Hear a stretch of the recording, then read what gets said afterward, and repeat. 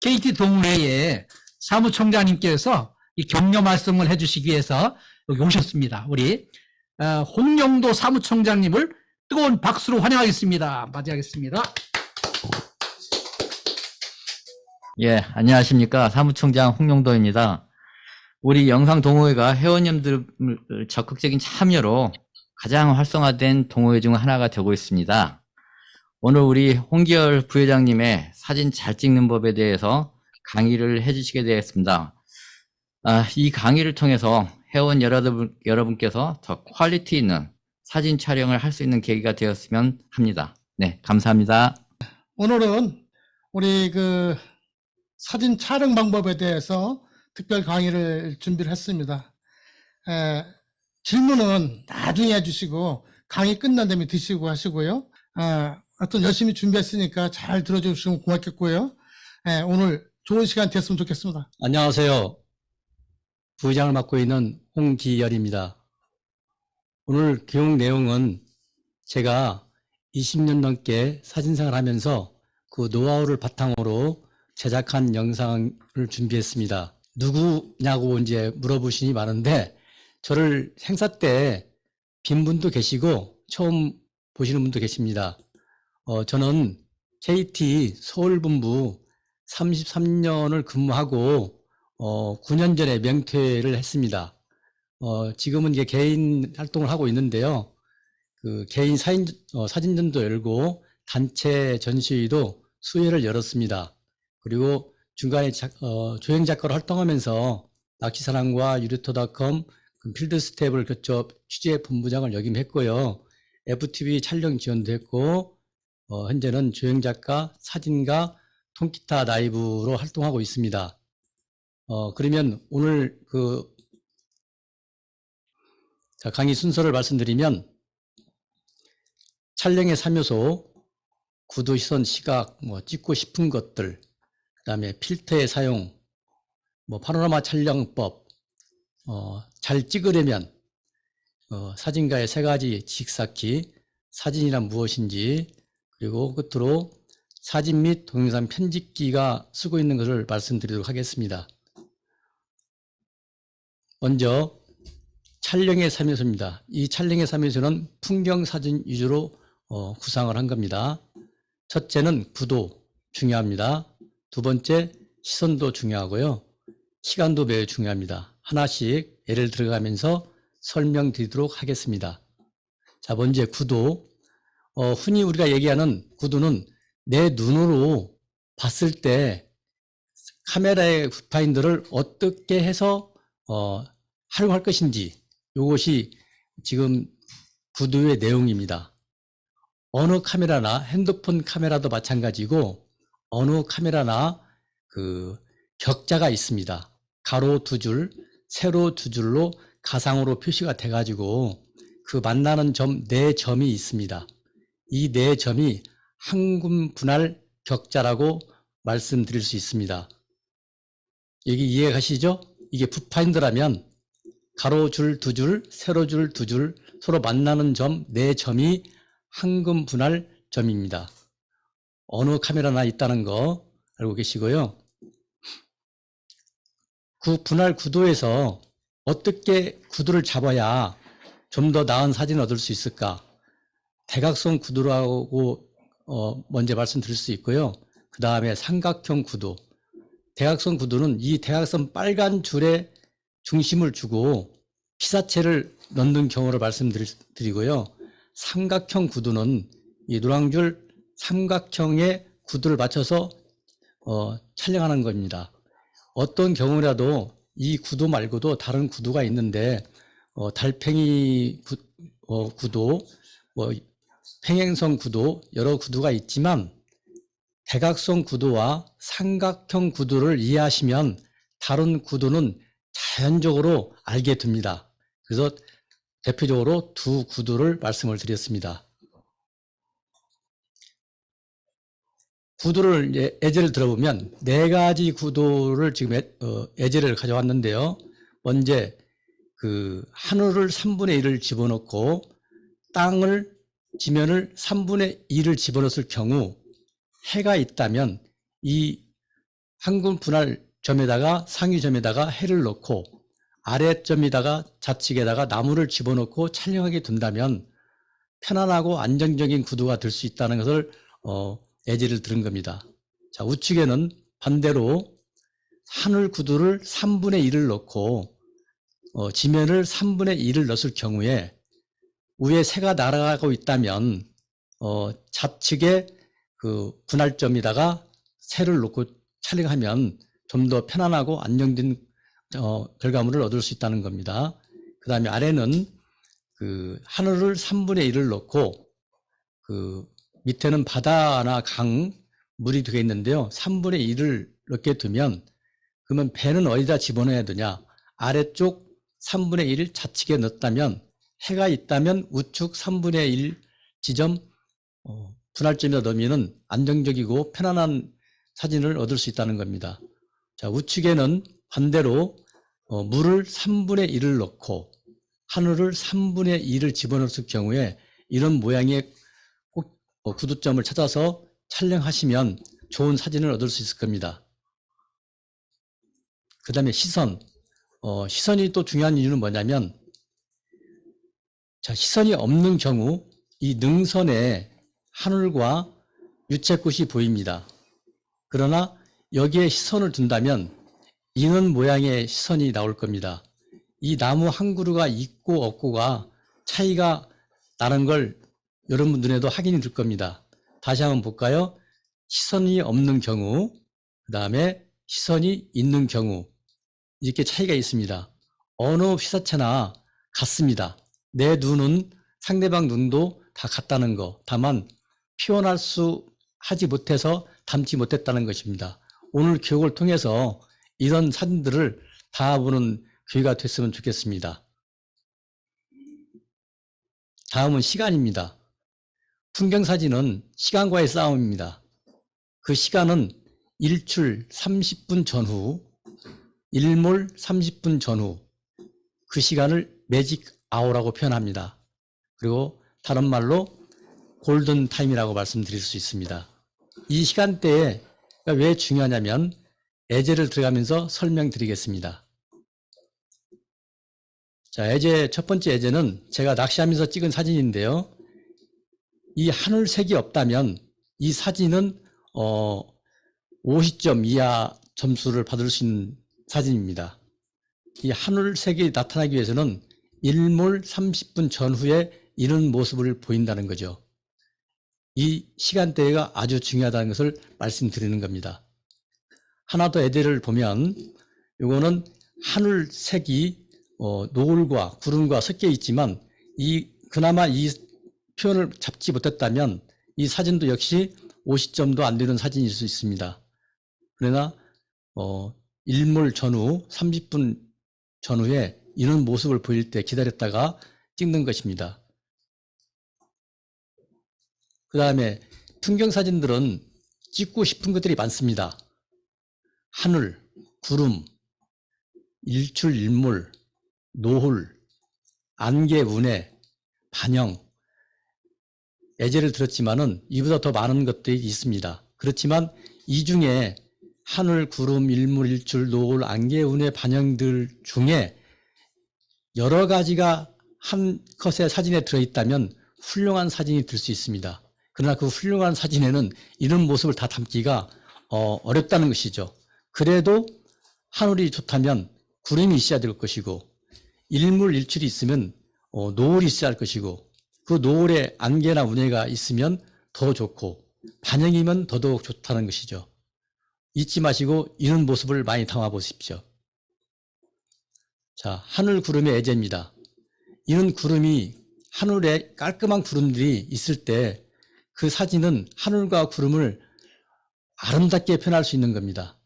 만약에 하늘에 있는데 구름이 없다든가 구름이 있는데 하늘이 푸르지 않다든가 그러면 작품성이 떨어질 수밖에 없겠죠. 이런 모습을 머리에 넣다가 하늘이 좋고 구름이 좋으면 담아보시기 바랍니다. 그 다음에 일몰, 일출, 노을 이 세 가지는 공통점을 이루고 있는데요. 그 아침이나 저녁 때를 말씀드릴 수 있겠습니다. 예제를 들어보면 그 일출 때 이는 하늘의 모습이 노을이 색깔을 이렇게 얻을 수 있는 겁니다. 일반 시간에 낮 시간에는 이런 모습을 절대 얻을 수가 없겠죠. 이것도 마찬가지 노을이 질 때, 아침이나 일출이나 일몰 때 이런 모습을 보일 수가 있습니다. 여러분도 이런 타임을 놓치지 말고 집 주변에 좋은 배경이 있다면 그 시간을 노려보시기 바랍니다. 그건 원하는 사진을 얻을 수 있습니다. 그 다음에 안개 운해입니다. 이 사진은 하늘도 좋고 노을빛도 좋고 운해도 잘 깔려 있습니다. 이런 사진은 1년 12달 중 몇 번의 시기적으로 몇 번밖에 없습니다. 지역마다 다릅니다.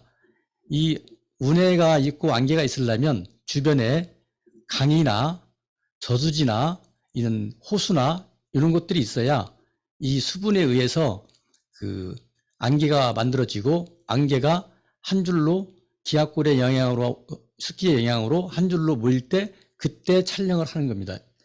그때가 제일 좋은 찬스라고 보이기 때문에 기다림의 미학, 사진은 기다림의 미학이라 하니까 꼭 기다렸다가 있는 모습이 나타나면 촬영했으면 좋은 사진을 얻을 수 있습니다. 역시 마찬가지로 밑에 사진도 구름이 이렇게 내 발밑을 지나가는 모습이지만 그 밑에는 도시나 농촌의 풍경이 이렇게 보여집니다. 이는 운해가 있을 때 여러분도 찬스를 놓치지 말고 꼭 촬영해 보십시오. 반영입니다. 반영은 말 그대로 영상이 반대라는 얘기거든요. 그러니까 물가나 고여있는 물에는 꼭 반영이 있기 마련입니다. 그래서 위의 모습이 물가에 비쳐서 거울같이 붙이는 모양입니다. 이래서 반영이라는 단어를 쓰고 있습니다. 이것도 반영 사진인데 반영이 없다면 이렇게 아름다운 사진을 찍을 수는 없습니다. 꼭 호수와 강이 있어야 이게 반영을 담을 수 있는 건 아닙니다. 고여있는 물에도 반영이 분명히 있습니다. 비 오는 날 도로나 집 앞에 마당에 그 고여있는 물이 있으면 거기를 자세히 한번 바라보면 그 거울처럼 반영이 드는 모습이 있습니다. 그걸 담으면 참 아름다울 겁니다. 그다음에 필터에 대해서 말씀드리겠습니다. 풍경 사진은 필터도 중요한 역할을 하고 있습니다. 어떤 의미냐면 CPL 필터 같은 경우에는 푸른 하늘을 더 푸르게, 그러니까 우리가 일상생활에 선글라스를 쓰고 하늘을 바라보면 더 푸르게 보이듯이 이런 CPL 필터는 그런 역할을 하는 겁니다. 그 다음에 ND 필터가 있는데 ND 필터는 흐르는 물을 안개 효과를 만들어 줍니다. 그건 장노출에 의해서 촬영을 하기 때문에 ND 필터를 꼭 써야만이 이렇게 흐르는 물에 안개처럼 보이죠? 이 안개처럼 보이는 게 일상 우리 눈에는 이렇게 보이지 않지만 ND 필터를 끼고 긴 시간을 촬영을 하면 이 물이 안개처럼 표현할 수 있습니다. 이것뿐만 아니라 ND 필터는 바닷물이 들어오거나 바닷물이 나가는 거, 밀물썰물을 장시간 촬영을 하게 되면 그 모습이 정말 아름다운 모습을 만들 수 있습니다. 잊지 마시고 PCL, ND 필터는 꼭 가지고 있어야 한다는 거. 그다음에 파노라마 촬영입니다. 풍경 사진은 한 컷에 사진을 원하는 사진을 담을 수 없는 경우가 많습니다. 그래서 여러 장의 사진을 찍어서 붙여서 파노라마 촬영을 한다는 얘기거든요. 그럴 경우에 세로 그립으로 촬영을 해야 된다. 가로 그립으로 촬영할 경우에는 가로 픽셀 값이 커서 2장 정도 붙이면은 그 위에 용량이 커서 잘 붙지 않습니다. 그리고 매력이 많이 떨어집니다. 그렇지만 세로 그립으로 찍으면 여러 장을 찍을 수 있고 여러 장을 붙이기도 쉽습니다. 그래서 붙이기 위해서는 첫 번째 사진, 두 번째 사진, 세 번째 사진을 찍을 때 겹치는 부분을 20% 이상을 겹치게 찍어야 됩니다. 그래야 서로가 인식을 해서 잘 붙어서 좋은 사진을 만들 수 있습니다. 세로로 찍을 경우 4컷에서 8컷이 적당합니다. 너무 많은 컷을 찍으면 사진이 병풍처럼 길게 늘어지는 사진이 있기 때문에 좀 어울리지 않습니다. 그래서 여러 사진을 찍어서 붙일 수는 있지만 그래도 보기도 좋게 한 8컷 이내로 찍으면 이런 모양의 한 컷의 사진이 나옵니다. 그럼 이 사진들을 어떻게 붙이냐? 그거는 포토샵을 이용해야 됩니다. 포토샵 프로그램에 어도비 같은 경우는 파일, 오토매틱 포토 매니저에 가시면 자동으로 프로그램에 의해서 붙여줍니다. 이건 나중에 시간이 될 때 제가 설명을 하도록 할 테니 그 어도비 프로그램이 있으신 분들은 저한테 개인적으로 톡이나 문자를 보내시면 설명해 드리도록 하겠습니다. 그 다음에 오늘 주제에 맞게 잘 찍으려면 지금까지 설명한 것은 이런 사진과 저런 사진 그리고 이런 경우 저런 경우에 애를 들은 겁니다. 그렇지만 이 잘 찍으려면 이 내용을 항시 머리에 넣고 있어야 됩니다. 그래야 자기가 원하고 남이 봤을 때 아름다운 사진을 만들 수 있습니다. 첫째, 황금 비율 지키기. 아까 말씀드렸듯이 붓파인더에 네 점을 만들어서 가로 2줄, 세로 2줄 만들면 4점이 생기는데 그게 황금 비율입니다. 그걸 꼭 지켜주셔야 안정된 사진을 얻을 수 있다는 거죠. 그 다음에 수평 수직 유지. 수평 수직을 유지하지 않으면 사진으로서 생명이 없습니다. 어떤 경우라도 수평 수직을 유지하면 작가가 되는 겁니다. 꼭 그렇게 한번 촬영해 보십시오. 커튼 구조 활용이라 되어 있는데 커튼 구조는 제가 사진생활 하면서 만들어 놓은 단어입니다. 다른 사진가들한테 이런 얘기를 하면 잘 알아듣지 못하니까 우리가 교육 받으신 분들만 어떤 이런 것이 커팅 구조라는 것을 알고 계시면 좋겠습니다. 이 커팅 구조는 잠시 후에 사진으로 예를 들어서 설명하도록 하겠습니다.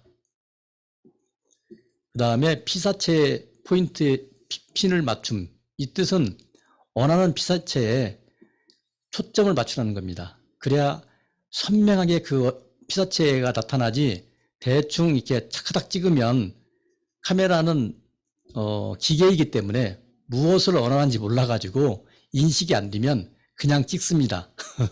그러니 피사체에 꼭 핀을 맞추고 촬영하시기 바랍니다. 촬영 즉시 LED 창을 결과물을 확인하고 되어 있는데 이거 중요합니다. 사진을 찍었는데 결과물을 집에 와서 확인해 보니 초점도 안 맞고 구도도 안 맞고 원하는 사진이 아닌 거예요. 그러면 그 장소에 다시 갈 수가 없습니다. 다시 가려면 예를 들어서 1년에 한 번뿐인 장소라 나타나는 거라면 1년 후를 다시 기다려야겠죠. 그래서 촬영 즉시 LED 창을 결과물을 확인해서 초점은 맞았는지 구도는 맞았는지 내가 원하는 결과값이 나왔는지를 꼭 확인하시기 바랍니다. 그리고 카메라 매뉴얼 여러 번 필독하세요. 특히나 저희같이 나이가 드신 분들은 한두 번 봐서는 매뉴얼이 머리에 들어오지 않습니다. 여러 번 보다 보면 이게 그 얘기인가? 그러면서 내 것이 됩니다. 그러면서 사진의 카메라에 대해서 잘 알아야 그 기능을 잘 이용할 수 있는 것이거든요. 그리고 더 나은 사진을 위해서는 포토샵 공부를 하셔야 됩니다. 여러 포토샵 프로그램들이 있지만은 그걸 공부를 해야만이 남들보다 나은 사진, 내가 원하는 사진을 얻을 수 있습니다. 흔히 전문가들 얘기에는 사진 찍는 건 1%, 포토샵이 99%라는 얘기가 있습니다. 저도 거기에 동의를 하는 편입니다. 기본적으로 황금비율 지키고 수평 유지 뭐 다 하고 커팅 구조를 활용하고 뭘 다 해서 찍었어요. 찍었는데 왜 내 사진은 더 선명하지가 않지? 왜 내 사진은 이렇게 좀 인물사진을 찍었는데 인물이 피부가 이렇게 부드럽지 못하지? 그런 것들은 이게 포토샵에 의해서 다 변형을 한 겁니다. 그게 옛날에 그 필름 카메라하고 현대 사회의 디지털 카메라와 차이점입니다. 디지털 카메라는 포토샵 공부를 안 하시면 좋은 사진을 내 것으로 만들기가 힘이 듭니다. 포토샵 공부 어렵지 않습니다. 하면 할수록 뭐든지 어렵지만 기본적인 것만 알아도 얼마든지 좋은 사진을 얻을 수 있습니다. 아까 말씀드렸듯이 커튼 구조 활용법입니다. 이 커팅 구조는 예제를 들어보면 상하 좌우에 우리가 집에서 쓰는 커튼 있지 않습니까? 커튼을 위에다 칠 수도 있고 밑에다 칠 수도 있고 옆에다 칠 수도 있습니다. 사방팔방에다도 칠 수도 있지만 그 커튼의 구도가 어떤 의미인지 알고 찍어야 됩니다. 자, 이 사진을 예를 들어보면 이쪽 상위 부분에 이런 모습을 담지 않았다면, 구도에 넣지 않았다면 이보다 더 좋은 사진을 얻을 수 없습니다. 그냥 생각만 하시고 이 사진 위에 쪽을 없다고 생각하고 까맣게 됐다고 생각해 보십시오. 그리고 이 사진을 비교해 보면 이 사진이 더 낫다고 표현할 수 있을 것입니다. 또 하나 예를 들어보겠습니다. 이건 백두산인데요. 천지에 내려가서 찍은 사진인데요. 이 꽃은 높이가 15cm 전후밖에 안 됩니다. 길어야 20cm입니다. 그렇지만 일반인들은 지나간다면 그냥 꽃밭에 꽃이 한 있구나를 볼 수가 있는데 사진가는 이걸 커튼으로 생각하고 커튼 친다 생각하고 밑에 엎드려서 이 구두를 잡아서 찍는 겁니다. 바로 이게 커튼 구두의 예제입니다. 또 하나 사진을 보겠습니다. 이 사진은 이 소나무라는 커튼을 치고 구두를 잡아서 찍은 겁니다. 그래서 이 커튼 구도가 그만큼 중요합니다. 일반인들은 이 소나무를 눈으로 봤을 뿐이고 카메라 담을 때는 이 소나무 없이 닿습니다. 그 다음에 최근에 찍은 우리 영상회 축제 때 찍은 사진입니다. 이 기역자로 보이는 나무 보이지 않습니까? 이 나무가 커튼 역할을 하는 겁니다. 이 기역자 커튼을 역할을 해서 거기에 인물을 놓고 찍으면 훨씬 더 아름답게 표현할 수 있습니다. 이게 바로 커튼 구도입니다. 잊지 마십시오. 그 다음에 사진가의 세 가지 직사키입니다. 여기 세 가지 구도 직사키가 우리 나이쯤 되면 힘이 듭니다. 알아보겠습니다. 사진 이론 공부입니다. 사진은 무엇이든지 이론을 조금은 알아야 됩니다. 그 다음에 카메라 기능 공부. 자기가 가지고 있는 핸드폰부터 전문가용 카메라도 매뉴얼이 다 있습니다. 그 매뉴얼을 여러 번 필독해서 보면은 이 기능을 사용하는데 많은 보탬이 됩니다.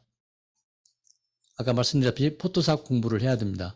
이 세 가지는 전문가를 위해서 공부를 하는 것보다는 일반인들도 좋은 사진을 담기 위해서는 이 세 가지 공부는 했으면 하는 바람이면서 세 가지 직사키를 넣어봤습니다. 이 사진이란 흔히 얘기하는 게 빗으로 그리는 그림이다. 맞습니다. 그 빗이 얼마큼 투과가 됐는지 그리고 빗을 얼마큼 활용했는지에 따라서 작품성이 있고 없고를 결정되는 겁니다. 모든 건 빛에 의해서 반사가 되고 그 빛의 반사의 값을 가지고 카메라는 그 피사체를 영상을 담아내는 것입니다. 그러니까 빛으로 그리는 그림이라고 표현합니다. 발로 찍는다. 남들보다 한 발 더 움직이고 돌아다녀야 좋은 작품을 얻을 수 있습니다. 남들이 보는 눈과 내가 보는 눈은 똑같습니다. 그렇지만 그 사람보다 상대방보다 몇 발자국 더 움직이면 그보다 나은 사진을 얻을 수 있습니다. 머리로 찍는다. 공부를 했으면 그 공부에 한 근거를 가지고 창의성을 발휘해서 머리에서 의해서 창의성이 나오는 거기 때문에 남들이 없는 찍지 못하는 그런 결과값을 머리로 찍어내는 겁니다. 그 공부를 많이 해서 머리로 찍으십시오. 박수 쳐드리겠습니다. 수고 많으셨습니다. 네, 감사합니다. 굉장히 잘 들었습니다. 정말로 우리가 꼭 알아야 될 것만 톡 집어서 알려주셔서 저 사진 찍을 때 참고가 될 것 같습니다. 감사드립니다. 강의 정말 잘 들었고요. 지금까지 뭐 그냥 카메라 찍을 때 아무 생각 없이 그냥 앵글에만 들어오면 찍었는데, 다음부터는 오늘 교육받은 내용을 잘 생각해가면서 멋진 작품 한번 만들어 보겠습니다. 오늘 고맙습니다. 저도 사진을 찍는데 그냥 인물이나 풍경 배경만 보고 찍었는데 오늘 그 꼭지점 안에 들어갔을 때 하고 3등분을 했을 때 위, 아래 부분 이렇게 찍는 부분에 대해서 배워서 그걸 잘 활용해서 멋있는 사진을 좀 찍어보도록 노력하겠습니다. 오늘 유익한 시간이었습니다. 감사합니다. 이런 것들이 자주 있었으면 좋겠고, 또한 거기에 따라서 우리 전남 영상에서는 지금 20명 중에 16명이 와서 전부 다 제 뒤에나 또는 앞에서 전부 다 이렇게 보고 있어요. 그래서 그러한 교육이 상당히 유익하게 이렇게 되었다 이렇게 봐집니다. 저는 배움에는 끝이 없다고 했습니다. 영상이고 사진이고 자꾸 배울 수 있는 데까지 배워가지고 열심히 더 노력해서 좋은 영상, 좋은 사진 만들도록 끝까지 노력하겠습니다. 어쨌든 건강하시길 바랍니다. 감사합니다. 실물을 구도 잡는 것부터 아주 가장 중요한 핵심적인 그 귀한 강의를 듣게 돼서 영광입니다. 감사합니다. 열심히 하겠습니다. 개인적으로. 오늘 이렇게 처음부터 끝까지 한 마음으로 참여해 주셔서 감사합니다. 우리 모두 한 마음으로 열렬한 박수와 환호로 오늘 마무리하겠습니다. 여러분 건강하시고 행복하세요. 예. 우리 개영상회원 여러분 사랑합니다.